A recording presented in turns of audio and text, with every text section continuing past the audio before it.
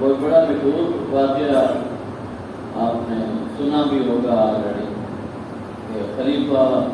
ہارون الرشید کہیں جا رہے ہیں سالوں کی ایریا تیرا بھی نام ہے،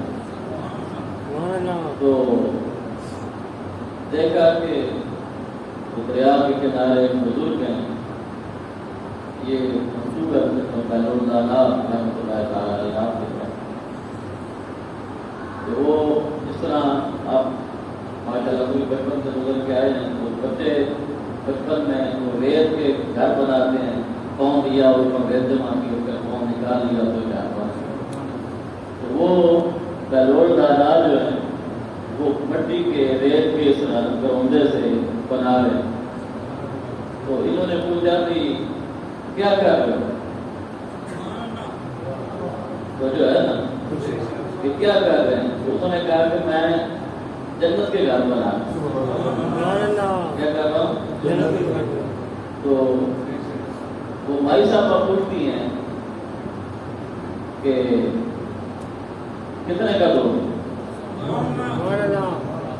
وہ یقین کی بات ہے نا، یعنی یقین کی بات ہے کہ کتنے کا دو گے، تو اس نے کہا جی 10 آنے یا 10 روپئے،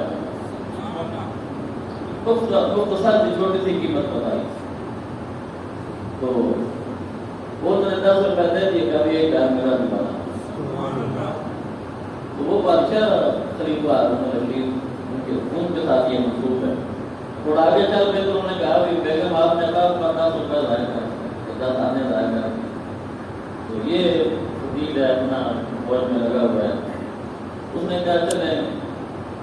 اس کی خدمت ہو گئی ہے، یہ میرا اور اللہ کا معاملہ ہے، میں نے بس دے ہی دیا، وقت گزر گیا، رات کو جب سوئے تو بادشاہ کو اللہ رب العالمین نے جنت کی سایہ میں